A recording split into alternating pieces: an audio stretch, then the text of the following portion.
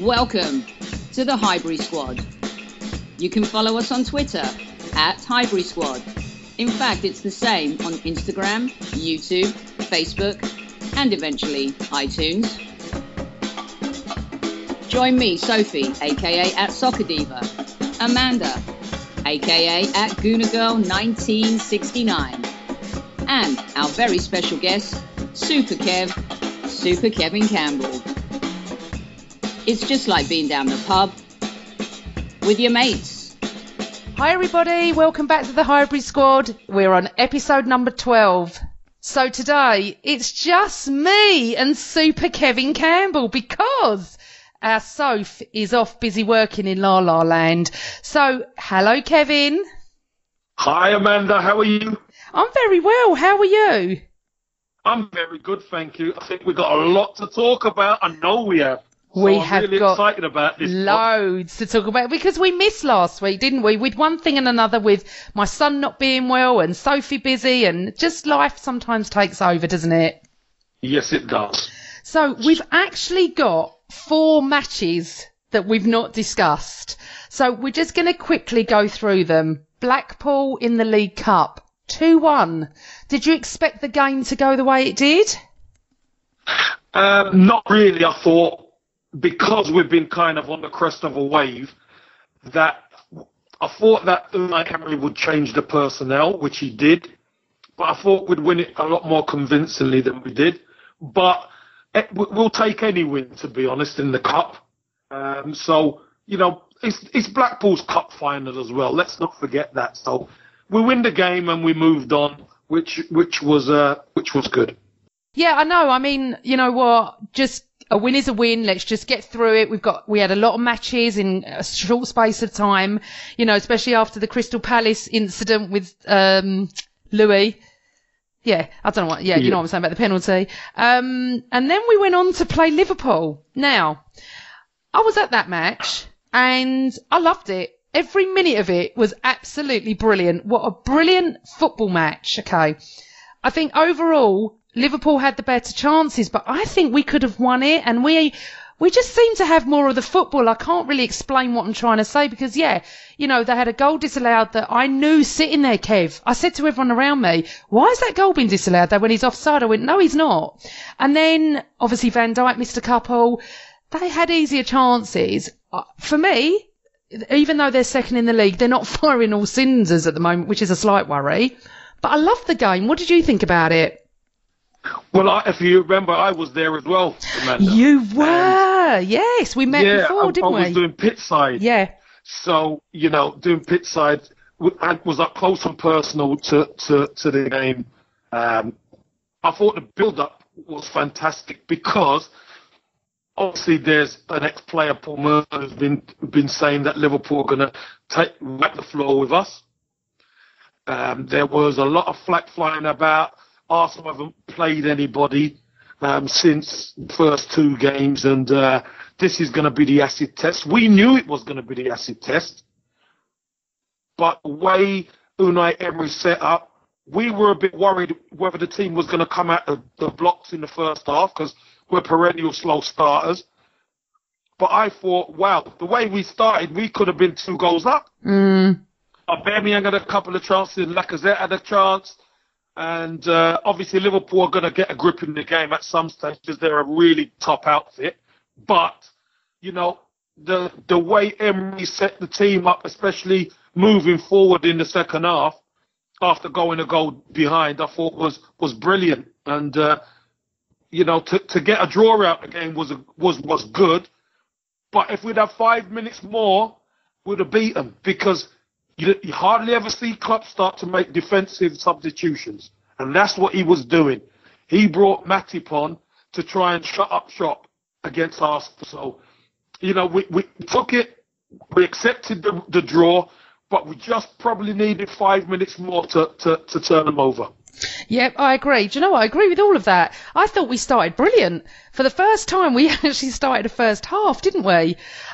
Yes. And you know what? I know you get probably a different view pitch side, but from where I was, I thought 1-1 was a fair result. I did come out and say to a couple of my Liverpool mates, I felt like we should have won that. And they argued with me over their chances. And I sort of get that. I sort of get that. And you met the ref, didn't you? Yes, I did. He was such a lovely fella. Yeah. I did meet him, took a picture of him. I nearly strangled him at one stage, but that was acceptable, I'm sure.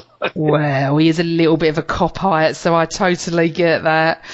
Yes. And then let's move on to Sporting Lisbon. Well, look. Yeah. It's not great, but at the end of the day, 0-0, clean sheet.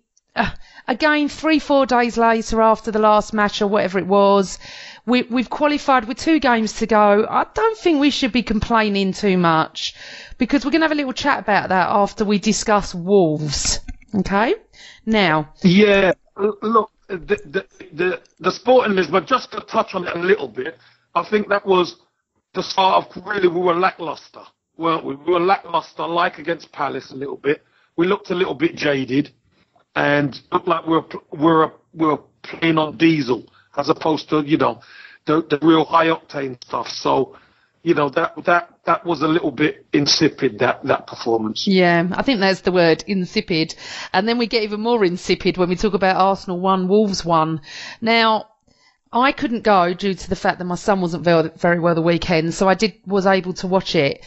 I've seen the highlights and stuff like that, and needless to say, the amount of social media I was getting saying how bad it was and how boring it was. We're going to discuss this. I can see that, Mkhitaryan saved us in the 86th minute. We're still on this unbeaten. It's 16 now. And you wanted to talk about something, didn't you, about this unbeaten run and what did we expect at the beginning of the season? Yeah, I just think when the change was made and Unai Emery came in, and everyone was of the mindset that we're going to give him time. We're going to give this manager time. We know he's inherited a squad of players. Let's see how he does with the players. We all know there's certain things that need to be addressed, but let's see how he gets on. First 2 games didn't go so well, and then the next run of games we knew were winnable games. But, would we go unbeaten? We weren't sure. But the fact of the matter is, I think Unai Emery's done a good job. And, he can be criticised. Let's get that right. Because if he gets it wrong, it's well within our rights to criticise him. But considering what he's actually doing with the squad so far, I think he's done a very good job. But we know there is room for improvement. He's only had 1 transfer window. And I truly believe after the 3rd transfer window, this squad will not look how it does now. I think it will change quite dramatically, actually, because he's finding out about these players now. And don't forget as well, Amanda and Gooners, he doesn't know. He's never managed in the Premier League. He doesn't know what the Premier League's like. Now we're starting to realise everyone could give you a game. Everyone could cause you problems if you let them, or if you don't turn up with that right mentality and attitude. So, I think Unai Emery's done a good job, but he's finding out a lot about his team right now. I couldn't agree more. And I think it's tough, because we said at the beginning of the season, and I go back to that radio show that I was on, and they asked what would be a good season for us. And I say it again, I said top 4 and a win, and, going back to Wembley for a cup final. And I was hoping for that. I think we have way exceeded our expectations. I really don't know that many that are upset, except lately on social media. I think because we've had a few draws, people are now starting to come out again and say, you know what, he's not this. And, and the discussions between, the Wenger, I don't really understand. We need to move on and say what Arsene Wenger did for us was phenomenal. For me, for the first 10 or 12 years, was phenomenal. And I'm going to go back to something that Bob Wilson said. I know we're going to talk about this later, but I was at an event the other night, and Bob Wilson is very, very, very close to Wenger and loves him. And there was a lot of people in the audience. I'll just update everyone. I was at an AST event at the Emirates, and Bob Wilson was the speaker. And he sat there and said about Wenger, he said, what a man, and he adores him. Okay, that's great. I do. But he did say, I really wished that as soon as we beat Chelsea in the cup final, he lifted the cup and he said goodbye. That's come from Bob Wilson. Okay. And I agree. That's when he should have gone, or actually I thought Hull cup final, but he didn't. We've now got a man in charge who has had one transfer window, as you said, who has tried his best. He had to start off with City at home and Chelsea away. Come on. It's not easy. You lost both games. Pretty standard. We didn't really expect much more. But then has honestly, Kev, I mean, I've been to virtually every home game, about one or two because of Jack not being so good, that he makes substitutions when I never sit there once now and go, can you just make a sub? I used to do it every game the last 5 years. He's got no fear dropping anyone with a name. He's got no fear changing it. He's changing it at half time, and the changes are working. Can we not just cut him some slack and give him a couple of seasons? He's in, as you said, the Premier League is hard. Everyone can give us a game. We went to Palace away. Tough. Wolves at home. I thought Wolves played really well. They could have beaten us. We were lucky. Okay. And for the first time ever, I think the Interdal, as I call it, has come at a good time for us, because it was becoming a bit monotonous with the draws. But I just feel, we need to cut this man some slack, because we are so far exceeding what I and you expected. What, a 16-game unbeaten run? No chance. I said to you and Soph that we could do 8 or 9. I could see it, and unbeaten, yeah? Not this. I did not see this coming. So I just feel everyone needs to calm down a bit. We're not great, okay? But we are improving. Just give him some time and let's see what happens. And also, Amanda, you make some really good points. Also, if I could add to that, part of the process and the learning is in adversity. Yep. There has to be some adversity for the manager to learn about the players, because he had the 2 defeats at the start, which were against teams who we can lose against no matter what. Yep. And then we go on this run, and you can feel the momentum of the fan base building, because it feels good to win. Of course it does. And then when the team don't play so well and win, it papers cracks. And then when let's be honest, Wolves should have battered us if it weren't for Leno. Leno was incredible. Man of the match. Yeah. Man of the match. Torreira done fantastically well in midfield as well, but there was only 2 players really who were playing against 11 of Wolves, to be honest, at any capacity. But we salvage a point, we nick a point, and the furor is nothing's changed. And for me, I don't want to hear about the old manager, Arsene Wenger. I don't want to hear about any negative. I don't want to hear about Gazidis, because we've moved on. Yeah. This is new Arsenal, and we are trying to build something. When you build something, it's gonna take a bit of time, and it needs clear minds, it needs clear vision. Yeah, we played poor. Of course we did. But the team salvaged the point. Let's move forward. You're right that the international break has come at the right time. Unai Emery, it will go back to the drawing board a little bit, and he will be apparently he studies the videos and all that. So he'll be going back over the videos, etc., and trying to get that game plan right, because the team that played against Liverpool the week before the team that played against Wolves are chalk and cheese. Yeah. It's like two different teams. Yeah, I agree. So, and that imbalance of performance is what cannot happen under Unai Emery. So it's going to take time to get it consistent. We want to be that dangerous football club again. We want teams to fear us. But if you're going to be a team who teams fear, you have to be consistent and you have to perform. You have to earn it. So that's what we really need to do. We need to take our time and get onto that consistent level where teams are going to fear us. And also, we need to give Emery a break. We really do. You know, and during the Sporting Lisbon game, unfortunately, and my heart broke for him, Danny Welbeck and that serious injury. And I felt so bad for him, Kev. He's having the best season he's had with us. He doesn't stop. He's a great sub as well coming on. And now God knows how many months out it's going to be. But the love that poured around the country for him was lovely.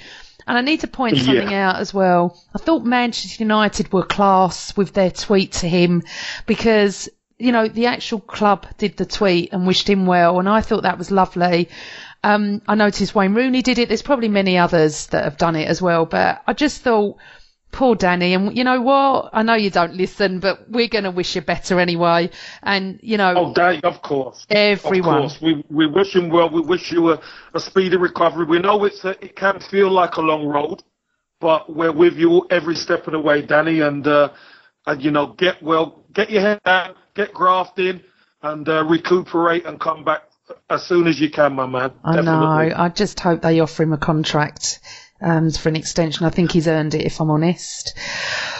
Amanda, what can I say this? Yep. I believe it's very rare you get an international player who doesn't start games, but is happy to play his part and doesn't cause any problems. Players like that are worth their weight in gold. Yeah. You never hear anything, do you? And how many times has he been a sub for us, and sometimes not even a sub?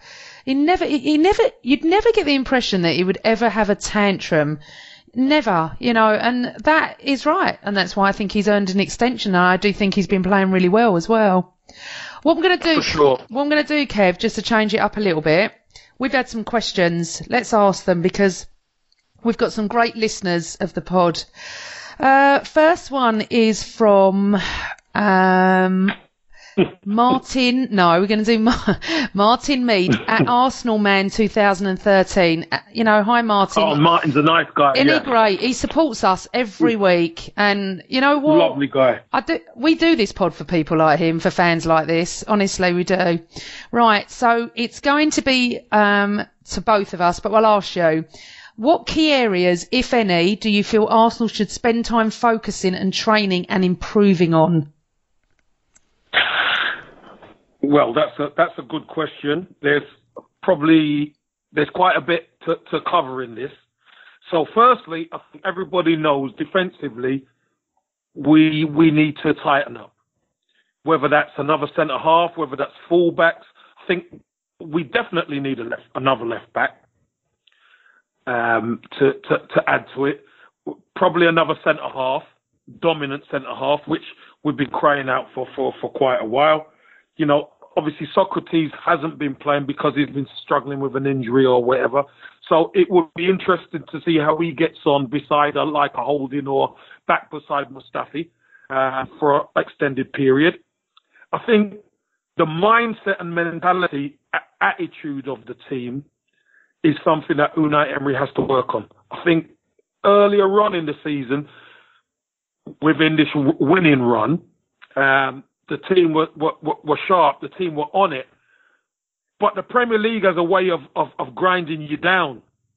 And if you don't turn up or you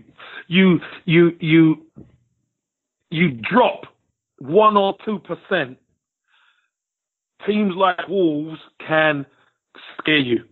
And let's be honest, they give us the biggest scare ever on Sunday. So that's another part that Unai Emery has to sort out. But I think there's many Arsenal fans who talk about wingers. Now, Arsenal, the way Unai Emery sets up, Arsenal don't play with wingers. They have to play with inverted forwards who can play on the wing, because of the three, that's what he's been trying to do with Pierre Aubameyang. There's certain things that they have to do to keep the width, and then there's certain things that they have to do in order to allow the fullback to be released on the outside, so they have to be able to play inside. And there's times when they do it well, and there's times when they don't do it so well. But I believe because it's not natural to Aubameyang, he finds it difficult because his natural tendency is to go through the middle. So if you look at the way Manchester City play with Sane and Sterling, they can play inside, they can play outside. That's the type of forward come winger that we need. And I think that will be a key to Arsenal really progressing. Because I'd love to see Lacazette and Aubameyang play up front in a tandem as a two. But I just don't think Unai Emery likes that system. Okay. I think you've explained that really well. That's brilliant. Thanks, Martin, for your question. Next one is from Guns and Ribbons. Guns and Yellow Ribbons. Oh, that's great. They're asking me. Okay, what does Steve Bold do? It was previously assumed Wenger didn't let him get involved, but he still sits on the bench and does nothing while Juan Carlos is ripping the team a new arsehole. It's the stop running for a second. I don't know what that means. The stop running for a second. If they stop running for a second, he's ripping them. Oh, I get what he's saying. Yeah, we noticed that the other day, actually. It was Mike from the Gooners podcast in America that retweeted a video about Juan Carlos off the bench when it was certain defensive, or I can't remember what it was for, and it was fabulous to see. I actually thought Steve wasn't there anymore. I don't see him anymore, so I don't know what he's doing. I'm sorry, I can't answer that question unless you can, Kev. Well, what I've found out is Steve Bold is doing a lot with them on the training pitch now. That's why I thought behind the scenes more now. Yeah, behind the scenes. But he's not the assistant manager like he was for Wenger anymore. So I know a lot of fans wanted him to be more vocal, etc. But he doesn't have that position anymore. So it's Unai Emery and Juan Carlos who are the two main guys who are going to be giving the instructions and conferring, etc., etc. So on the training pitch, I think that's where Steve Bold is going to be doing his stuff as a part of the management team. Okay.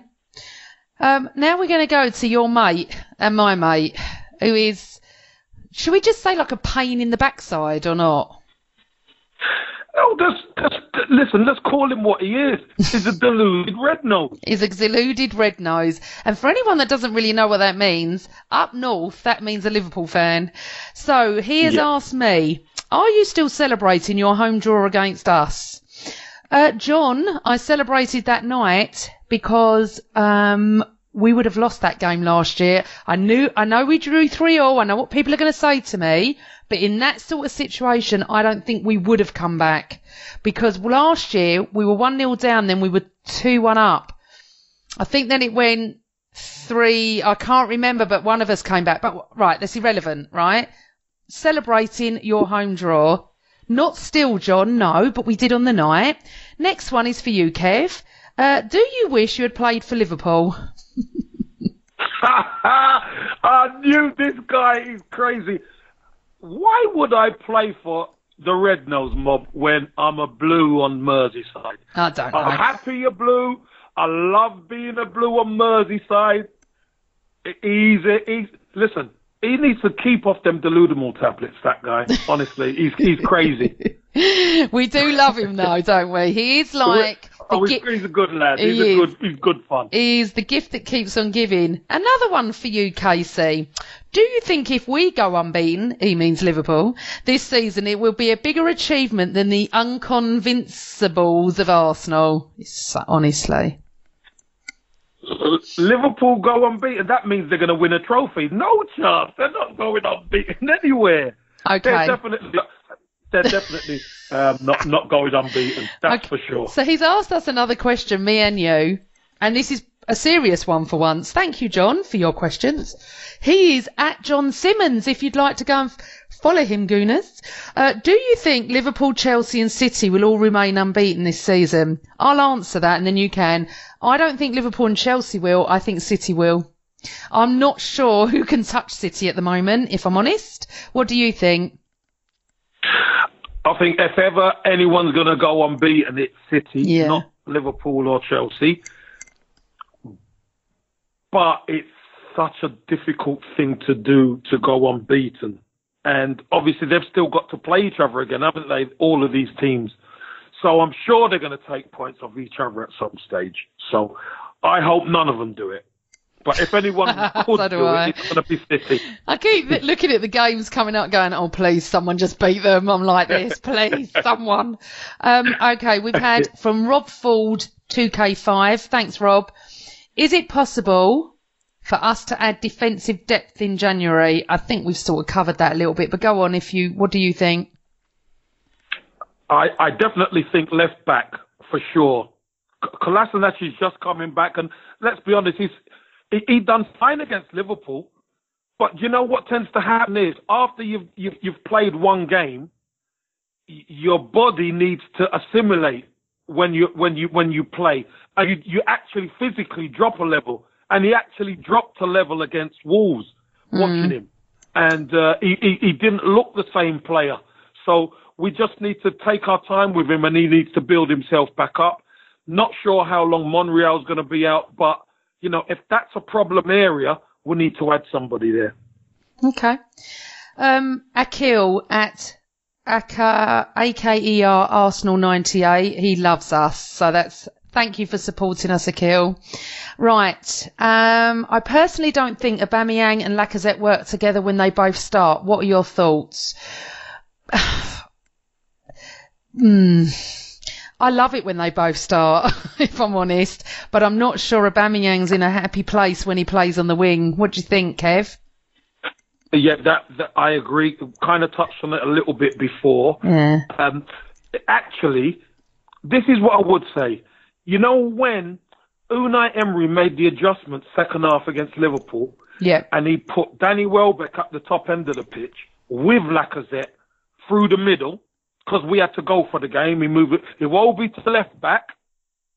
Ramsey was in the midfield. What happened then is we occupied the two centre-halves and Lacazette scored that fantastic goal. That's where I believe Aubameyang and Lacazette will flourish together as a tandem, as a front two. Not with Aubameyang on the wing. I don't think it works. Or Lacazette on the wing. That don't work. I think them dovetailing each other at the top end of the pitch works. But then you have to have the right personnel in behind them to combat having only four in midfield. If that makes sense. You need your two wide men, and I don't think Arsenal actually really have that personnel to be able to do that. So until Unai Emery works out exactly what he needs to do or gets the correct players in, then, you know, Aubameyang being wide left will work in some games, but definitely not others. Okay. And Marie. So Marie is a blue. And Marie loves us. So it's at Marie BR70 asking me, who is your favourite, Kevin Campbell or John Simmons? Well, I definitely know it's not Red Nose John. That's for sure. It can't be him. Marie, my favourite without any shadow of a doubt is the blue nose. The red, well, he was a red, now he's a blue nose. Mr. Kevin Campbell, because, he played for Arsenal, and he's my podcast brother. So it's quite funny. Go. Sorry, John. That's really good. We've got quite a few questions out there. Thank you for sending in your questions to us. Sometimes we just don't get round to doing it, but we really, really enjoy your tweets to us. We appreciate it. Really do, don't we, Kev? It's lovely to hear from fans of the club and people that listen to our podcast. You know, I think we're all over the show now. I think we're on iTunes and SoundCloud, and you should be able to catch us everywhere, YouTube as well. We love your comments. Yeah. We'd love you to rate us. Please follow us on Instagram as well. And what we do is we have a little joke with everybody, but we do our little predictions before and we post them. I know a lot of people see them on Twitter. But you can follow us on Facebook. We're just everywhere because we just love talking about Arsenal, don't we, Kev? Yes, we do. That's for sure. Oh, and look how smooth this is. Someone else who loves talking about Arsenal is Adrian Durham. Now, I don't get wound up by him. I did up to 3 years ago.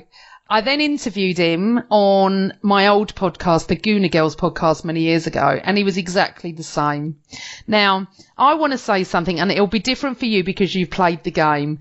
As a fan, Adrian Durham does it to get clickbait, whatever you call it. He gets you to ring up. He gets a show out of it. He used to do the Daily Arsenal. I personally think he was obsessed with us. I actually think he's got a small soft spot for us because I think his family support Arsenal. But he really got upset and genuine did, you know, Kev, about Aubameyang being player of the month.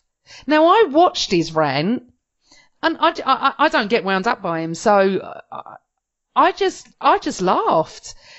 I wasn't sure if he actually meant it, but he did because he came and did another little rant a few days later to explain his other rant. Very upset. He thinks that we think, as Arsenal fans, we're entitled. Now, I had an argument with a Chelsea fan on Twitter about this. Not an argument, but a debate where he said United, Chelsea and Arsenal fans on social media do have that sort of fan base. And I disagreed to the point of you can't tar everybody with the same brush. I don't feel entitled. I feel like I wanted change. If that's entitlement, then, well, yeah. But what I didn't get about Adrian Durham was, in my eyes, well, I don't think we've won Player of the Month for about 3 years, right? I don't think we're entitled to win it, but I do feel Aubameyang deserved it. I'd be the first person to go, no way. You know what I'm like. I'm not biased in that way. But I think he's done brilliant. So for him to get so irate about us is quite laughable, really. Well, when you actually listen to what he says, and when you look at the wording, the entitlement, how is it entitlement? Pierre Aubameyang Arsenal have scored some of the best team goals around this season, and Aubameyang has been incredible getting on the end of that, especially that move against Leicester, where Ozil, the over, you know, and he's clicked it back across. What a fantastic goal that was. Aubameyang's produced. Now, if Aubameyang didn't produce, and he was in the running, fair enough. Then you can't even say it's entitlement. But when a player produces and scores goals, whether it's from the bench or not, if a player produces the goods, that's it. He does the business. So I just think to myself, and I watched it, and he needs the Gooner fan base to react. That's what he needs. And definitely getting the Gooner fan base to react and block and all that kind of thing. Every so often he comes out with this stuff. And we're smarter than that now. You know, I put it out there. Gooners, we're smarter than that. You can watch it and just laugh. Yeah, which is what I Because- did. He didn't wind me up, Yes. Kev. Normally, something like that may have wound me up before, but no, it hasn't. I'll tell you something, though. What has wound me up, and we're going to finish on Adrian Durham because it's not really anything worth reporting, is allegedly Richard Scudamore leaving the Premier League as executive chairman, wanting the Premier League want the clubs to put £250,000 in to give him a £5 million bonus. I actually thought it was a joke, and I tweeted that. Is this a joke? I'm going to ask the question then. Is it real? Because the amount of money that the Premier League generate, do you think they actually need the clubs to give them 250 grand I think it's each? an absolute effing disgrace. I'm sorry. If it is real, I think his salary is 2-point-something million, which, well paid for. He's the chief guy at the Premier League, which he deserves, fine. But a send-off by the Premier League of £5 million, this is ridiculous. And it's not even coming from their coffers. And do you know what, right? £5 million should go to grassroots football. I mean, I'm honestly, that wound me up much more than Adrian Durham ever can wind me up. I'm just so upset about that when I read it. But what's disappointed me more is why has not Richard Scudamore come out and said something? Why has he not either denied it or say I won't accept it? Well, he's not said anything because obviously it might have been. If you're going to be the recipient of a potential 5 million, you shut your mouth, don't you? Yeah, and you wait for it to come in. I'm disappointed, Kev. He's not going to say anything. Look, Amanda, £5 million is a lot of money. There's football clubs who are doing stuff with the homeless. They're doing stuff with food banks. Yep. They're doing stuff with grassroots football. £5 million could do a lot of good. Now, why if they do put the money together, and Richard Scudamore came out and said, look, we'll split it up, and every club puts that to their chosen homeless charity and grassroots clubs and all that kind of, that's fine.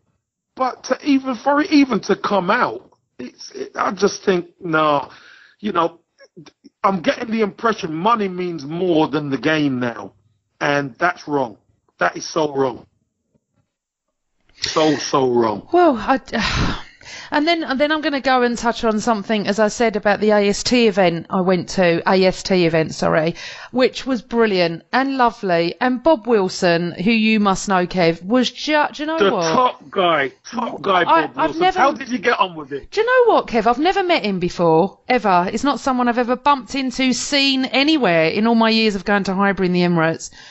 He didn't look any different to 10 years ago, right? And I tell you, and this is a fact, okay, I went and had a picture done with him, and I wasn't keen on the picture, it was a bit blurred. So I said, let's have another one. And he looked at me and went, well, let's try and get some Arsenal in the background, because we were in one of the suites at the Emirates. Yeah. I went, we don't need anything Arsenal, you are Arsenal. And he looked at me and he went, that's so nice of you to say. And I said, it's all true. You can't get any more Mr. Arsenal than him and Tony Adams and you lot. Do you know what I'm saying? So I just looked at him and he was so humble. He's like, that's really lovely of you to say. So it's true. And he got up and he spoke. And you know what? I was mesmerised by him. So interesting, so lovely, so Arsenal, such a gentleman. I can't praise him enough. And one of the stories, Kev, I have to say this. I did put it on my Facebook, but I have to say this. We were asked to do Q&As, and I did it. I asked the first question, actually. I wanted to know what it was like to win the league at White Hart Lane in 1971, because A, my dad was in the crowd, B, I was 3 years old, nearly, and apparently my dad told me at 3 years old I could recite the double team. So Bob asked me if I could recite it now. I went, no. I can't even recite our team of 2 weeks ago, let alone that. I wanted to know what it felt like to win the league at White Hart Lane. So he explained the whole story. But then he told me a story, and I actually don't know if it was on my question or someone else's. actually.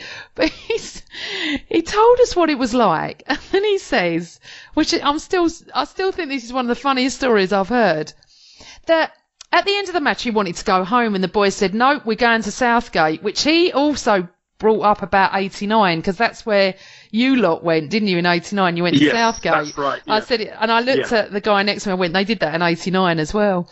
And he just turned around and went, we all went, brilliant, except Charlie George. Charlie George got on a bus at White Hart Lane down to Holloway Road to have a drink with his mates. I looked at, I went, I was like this, I was gobsmacked. He's just won the league at White Hart Lane. No, boys, not coming out. He gets on a bus. This is from Bob Wilson. This isn't me. He gets on a bus in White Hart Lane. Incredible. That's incredible. It's hilarious, and obviously would never happen nowadays. In the last 40 years, I'm like, honestly, I was pissing myself laughing. I was like this, Kev. I was like, are you for real? I thought anyone else I want to believe got on a bus. It's just Bob, hilarious. Bob is what I've got to tell you is Bob on a Thursday. Bob used to take the goalkeepers, Dave Seaman and all the guys, John Lukic when he was there, Alan Miller, all the guys, Reece Wilmot back in the day, etc., etc.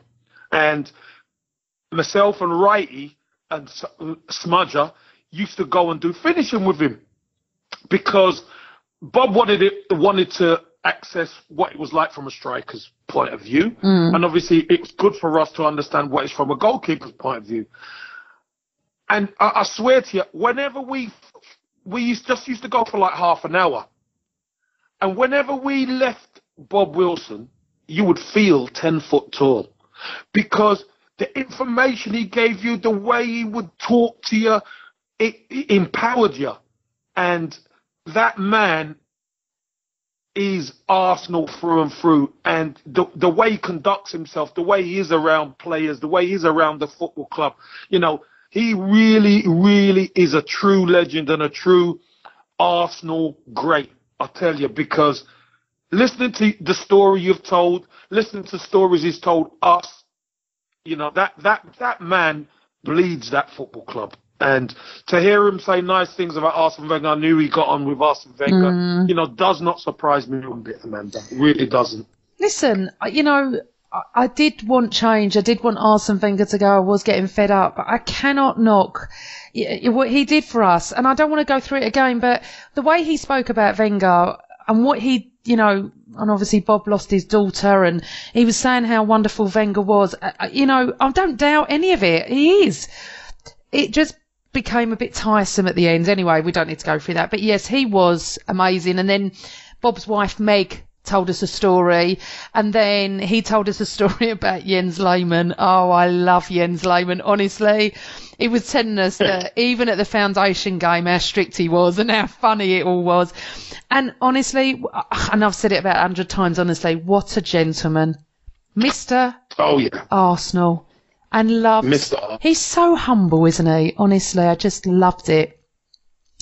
So brilliant. He's a brilliant character. Yeah, and we need, I love the fact he's still around Arsenal. I love that. And, we do, he said that around the world, Arsenal is so admired for the way they do things, and if we come on to the fact that the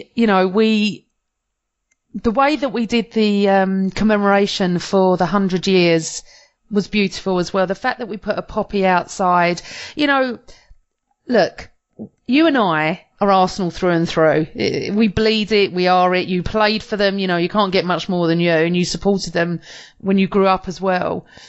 We are one of those clubs, aren't we, that it's like we've always done things the right way. And I just hope we continue in that manner, because obviously now we don't have shareholders, do we? And I just hope we do. And, I've fallen back in love with the club. I can't wait to go and watch the football. I get excited by his substitutions. I love the fact that we have a passionate manager in that box going ballistic. I love it, love it, love it. And I love Juan Carlos. I love it. I love it all. And I've not said that for years. So the there seems to be a passion again at the football club for the team. You know, fans singing "We've got our Arsenal back." You know, isn't about results. It's about that feeling and the badge and the team playing for it. Yeah. You know, that would mean a lot to the players when the fans are singing that. We know, look, you can't play well all the time, and they got away with a result against Wolves, especially.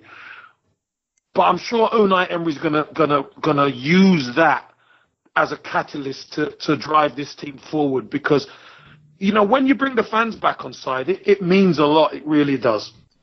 Couldn't agree more, Kev. Look at us. We've agreed the whole pod.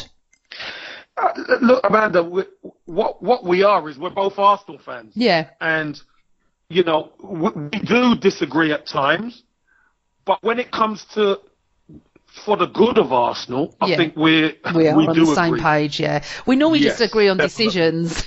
That's normally it. Oh. Well, look, we've got no football this weekend. Another Interdal. I feel like they just come every month now.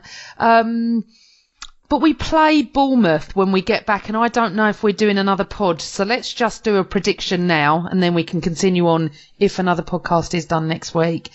So Bournemouth away Sunday. I think it's a 1:30 kickoff. I never like early kickoffs, honestly.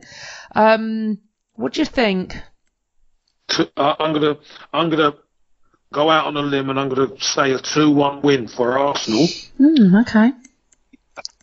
Emery's gonna get the troops back. The extra day as well is gonna be key. Yeah. For the team and getting the game plan down, and getting everybody back on it. And I know Bournemouth have been playing decent, but they've had a couple of tough results lately, and now they're going into the Interdal, you know, that losing feeling. You know, we didn't have that, thank God. So I just think that Arsenal are going to win that game 2-1 and carry on the run. Okay, well, unfortunately, and I'm not going to be light for this, but I'm going for the draw. I'm saying 2-2. We just don't do well at Bournemouth, and we don't seem to do well at 1:30 kickoffs. I'm probably going to be proven wrong with that one, but I'm going for 2-2. I think it's one you want to be proven wrong with. Oh, God, yeah. Do you know what? Every time we play a game, I think, please let Kevin be right. I sit there and I go, I don't care if I have to take jip from you. I'll just be right, you know. But, I do feel, and I feel, you know, that's what's going to happen. Look, we have to see. What score? 2-2. Have you got a score or just a draw? 2-2. No, I fancy 2-2. I feel we've got goals in us, even though the last one was, Sporting was 0-0. I do feel, I think we're one of these teams that we're great at coming back, you know. We're a second half team apart from Liverpool, which that needs to change. We need to play how we played against Liverpool, and the atmosphere was phenomenal against Liverpool. I loved it. Absolutely brilliant. I don't have any issues with Liverpool fans like a lot of Arsenal fans do. I quite like the club. I know it's different for you, but, you know, I don't have any, and I thought both sets of fans were great, and it's a great laugh, and, you know, it's all good.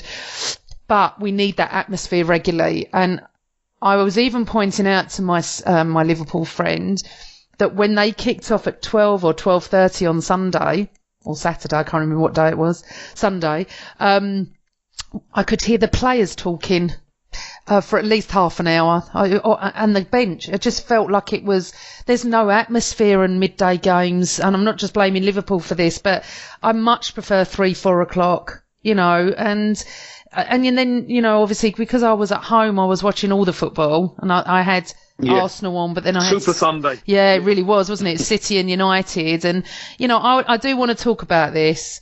And then we can finish, but City's third goal was 44 passes, okay, and it was beautiful to watch. It was just beautiful football, and that's why I do feel that I can't see anyone touching them at the moment.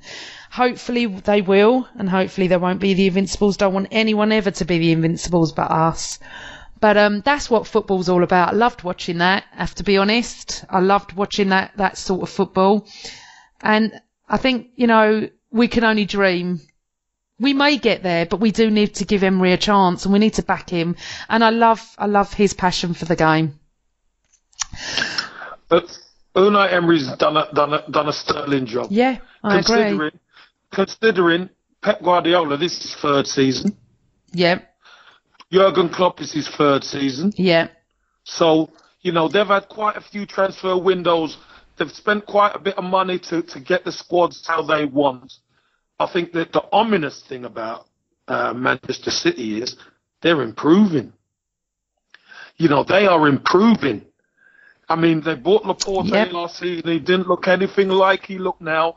You know, Otamendi and company were there. Stones was in and out. And now Otamendi and Stones look superb. So they are getting better. They are. That's a worry, isn't it? City are getting better. Ominous. That's ominous, yeah. Honestly. Okay, so we don't have any footballers, we said. So hopefully, you know, chatting to you, people listening to this, we'll get a little bit of football over the weekend. And we go again against Bournemouth. And, you know, we wish Danny better, as we said.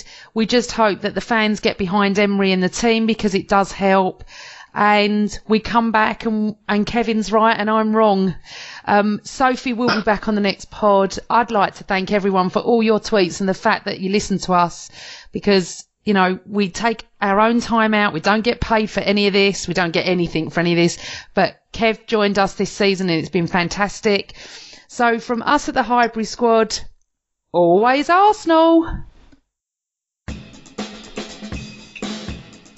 Welcome to the Highbury squad.